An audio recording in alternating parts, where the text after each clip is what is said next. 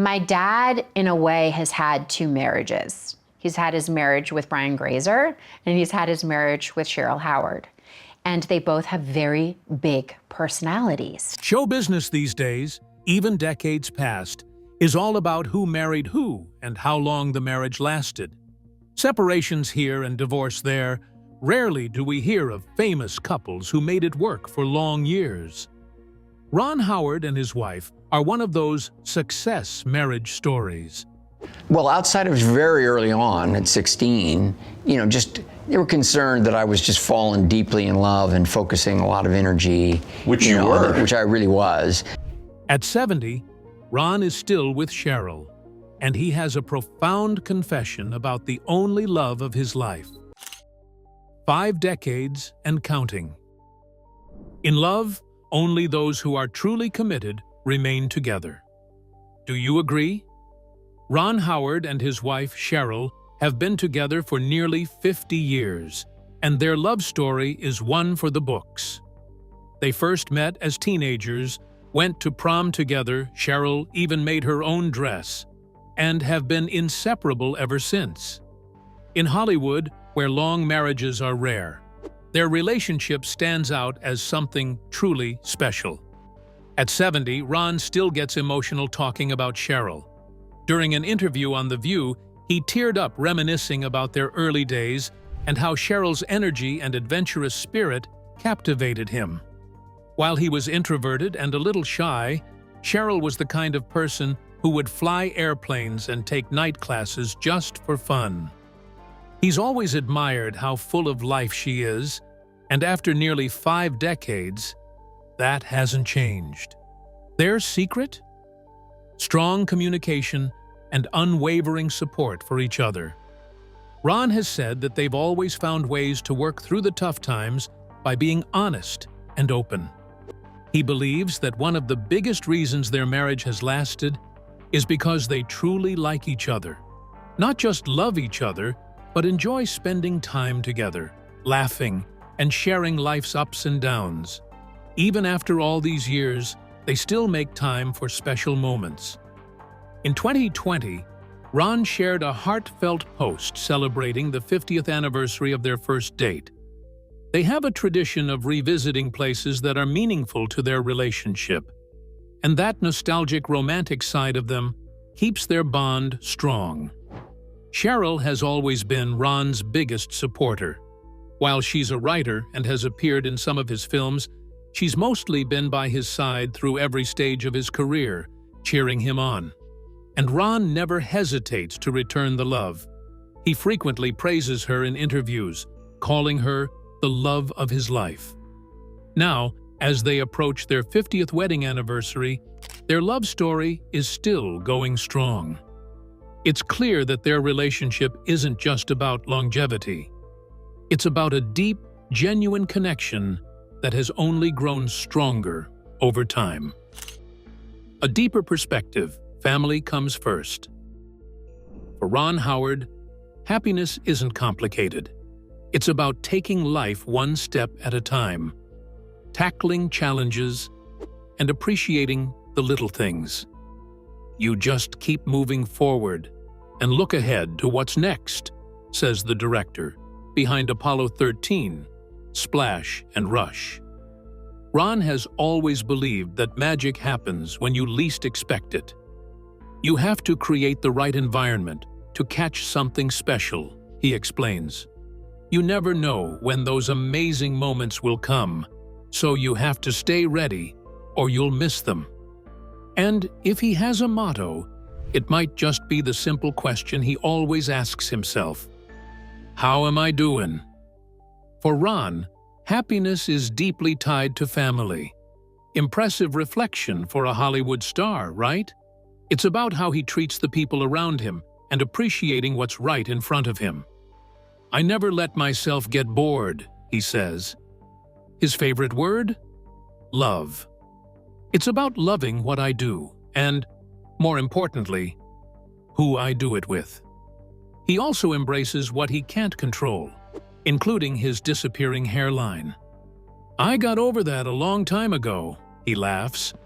If he hadn't become a director, he says he would have been a basketball coach. He even coached his daughter's high school team for a while. Ron has shared his life with his high school sweetheart, Cheryl Gay Alley, since they were teenagers.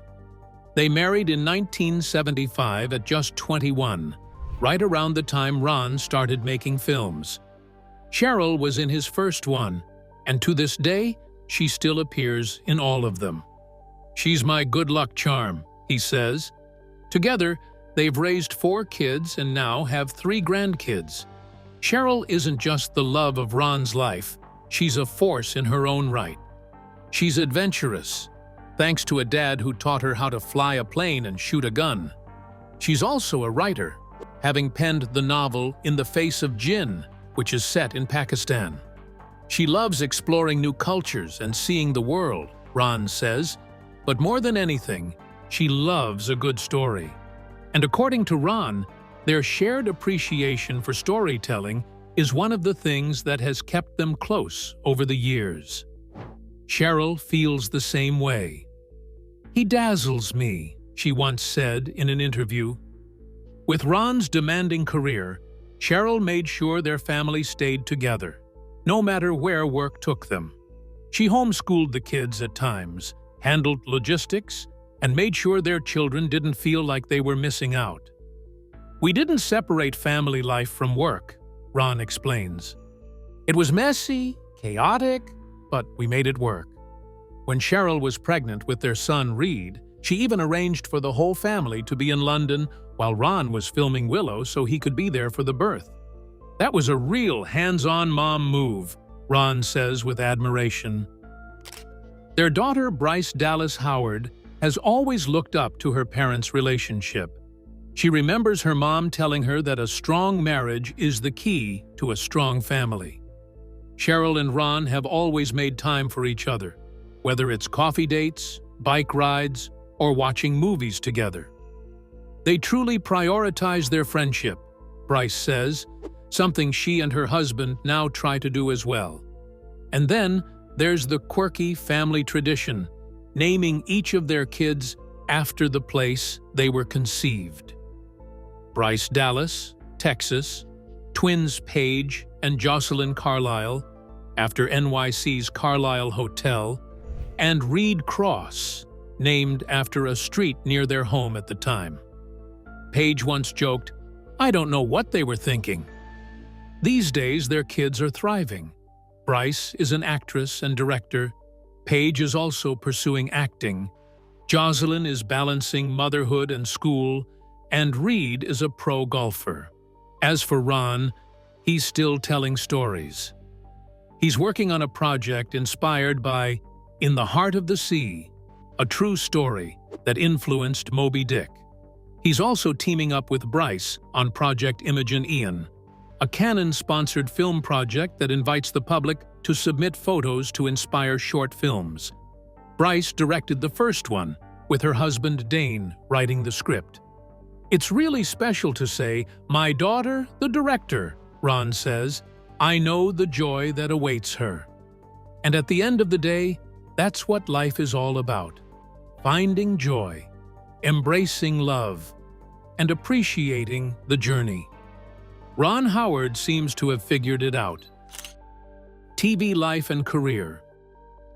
Ron Howard's career is one of those rare Hollywood success stories that spans decades and multiple roles: actor, director, and producer. He started as a child actor, making his mark as Opie Taylor on The Andy Griffith Show in the 60s. With his adorable charm and natural talent, he quickly became a household name. Later, he took on another iconic TV role as Richie Cunningham in Happy Days, solidifying his place in pop culture history. Ron Howard in Happy Days was the embodiment of the all-American boy next door. Playing the role of Richie Cunningham, Howard brought a charming, relatable, and earnest presence to the sitcom that defined 70s television.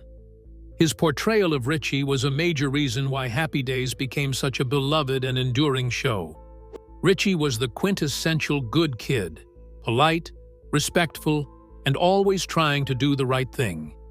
He was the kind of character audiences could root for, whether he was navigating teenage romance, dealing with peer pressure, or simply trying to keep up with his ultra-cool best friend, Fonzie. Howard's natural acting ability made Richie feel genuine, like someone you could know in real life. His chemistry with the rest of the cast, especially Henry Winkler as Fonzie and Tom Bosley as his on-screen father, gave the show heart and authenticity. Even though he moved on from Happy Days, Ron Howard's portrayal of Richie Cunningham remains a classic example of a wholesome, coming-of-age TV character. His time on the show helped shape television history and continues to be a nostalgic favorite for fans of the era. Richie may have been a fictional character, but thanks to Howard's performance, he felt like an old friend to audiences across generations. Howard wasn't just content with acting, he had a passion for storytelling behind the camera, which led him to transition into directing, a move that proved to be one of the best decisions of his career.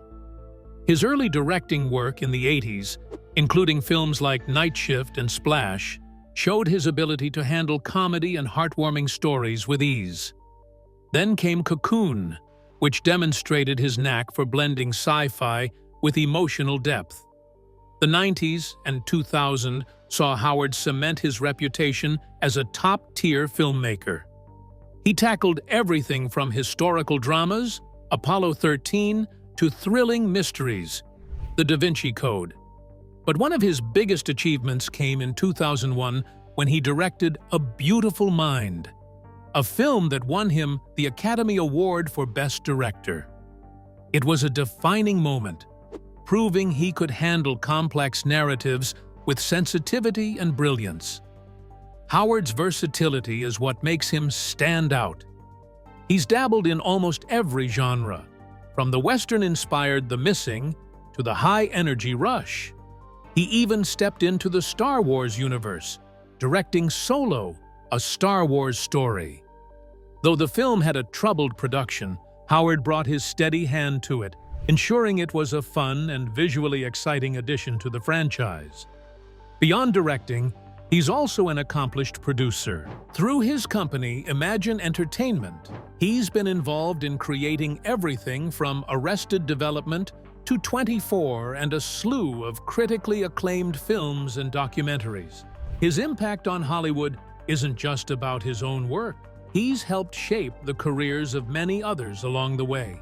Despite decades in the business, Howard remains one of the most respected and likable figures in Hollywood. Whether he's crafting blockbuster films, producing hit TV shows, or simply sharing behind-the-scenes moments on social media, his passion for storytelling continues to shine. It was actually great to make a film that I thought was interesting, could be revealing, and actually just doesn't have a dark side. With a career that started in front of the camera and flourished behind it, Ron Howard is proof that talent, hard work, and a little bit of Opie Taylor's charm can take you a long way. A memoir to his brother, Clint. As Ron Howard sat in a car in Queensland, Australia, he was being driven to the set to begin the second week of shooting on his 26th feature film as a director. Multitasking, he jotted down notes for his book while framing shots in his head and glancing at the call sheet to remind himself of the work scheduled for the day. He had been looking at call sheets in the back seat of a car since the 80s, but this time he truly took notice. His name appeared in 3 different places: director, producer, co-founder of Imagine Entertainment. Seeing it in print triggered something in him, a feeling of stepping outside of himself. It could all have been so different. His name could easily have been Ronnie Beckenholt, had his Oklahoman parents not made the brave, unconventional decision to move to New York as young lovers, hoping to become actors. His father wouldn't have changed his name from Harold Beckenholt to Rance Howard. His mother, the former Jean Spiegel, would have become Jean Beckenholt. And then, who would he have been? Perhaps, in an alternate reality, he would have been a farmer in north-central Oklahoma, where his father's family was from. As Farmer Ronnie, he would grow corn and soybeans on the 40 acres his family had managed to keep from being sold to a conglomerate. Some of the yield would be used to fatten the few pigs he still raised. It would be long hours and hard work, but at least he would have the company of his younger brother, Clint. The two of them might even run a side business, cleaning out and repairing independent oil wells. Anything to make a living off the land. When commodity prices were high, they would do all right. Every evening at dusk, they would call it a day, removing the ball caps that shielded their bald Beckenholt heads. Back in the present, he had arrived on set, ready to set up the first shot of the day. But another what-if struck him before filming began. What if his parents had stuck with show business? What if they had followed their dream to California, driving cross-country in 1958, with all their belongings packed into a '52 Plymouth, including 4-year-old Ron? In this scenario, some things would have turned out the same. He would have still become a successful juvenile actor, playing Opie Taylor on The Andy Griffith Show and Richie Cunningham on Happy Days. He would have been a household name in the 60s and 70s. But here's the twist. Those roles would have defined his career. He would never have pursued his teenage ambition of becoming a director. Instead, he would have continued acting into adulthood with mixed success. Though he would still enjoy the warm reception he had been getting lately for playing the grandpa in various Christmas movies on the Disney Channel. Neither of these alternate realities seemed bleak. He would have considered them positive outcomes. In fact, the Beckenholt farm was still in the family, run by his cousins, and he had plenty of actor friends his age who, despite their ups and downs, wouldn't trade their experiences for anything. Still, he had been fortunate. Fortunate not only to realize, but to surpass his dreams of making a living as a storyteller. Until recently, he hadn't been particularly inclined to contemplate the why of it all. But when his father passed away over Thanksgiving weekend in 2017, at the age of 89, it sparked a period of introspection. He and Clint were now orphans. Their mother had passed in 2000. It was a sad time, yet in the grand scheme of things, it was also a time for gratitude. Life had been good and fulfilling in all the ways that mattered most. Together, the brothers made a pilgrimage to their parents' now unoccupied home, searching for photos and home movies to use in their father's memorial service, held 2 months after his passing. As they sifted through their father's personal belongings, they shared old family stories in a shorthand only they could understand. Mom and the paint cans, the bathroom graffiti at Desilu, bicycle pump blood. Their parents' journey had come to an end, leaving them with much to process. In doing so, they recognized something profound. Their parents' lives had been rich and strange in ways they had never fully appreciated. And that richness had shaped their own lives as well. Ron had never thought of his life this way before. When asked what it had been like growing up on TV, his standard answer had always been that it seemed utterly normal, because it was the only childhood he had ever known. Clint, who had been a grade schooler when he starred in Gentle Ben, would say the same. But that answer was too simple. To them, their childhoods had seemed normal, but they had actually been anything but. They had grown up in profoundly unusual circumstances, splitting their time between public school, on-set tutoring, and working in an industry fraught with far more pitfalls than they had realized in their innocence.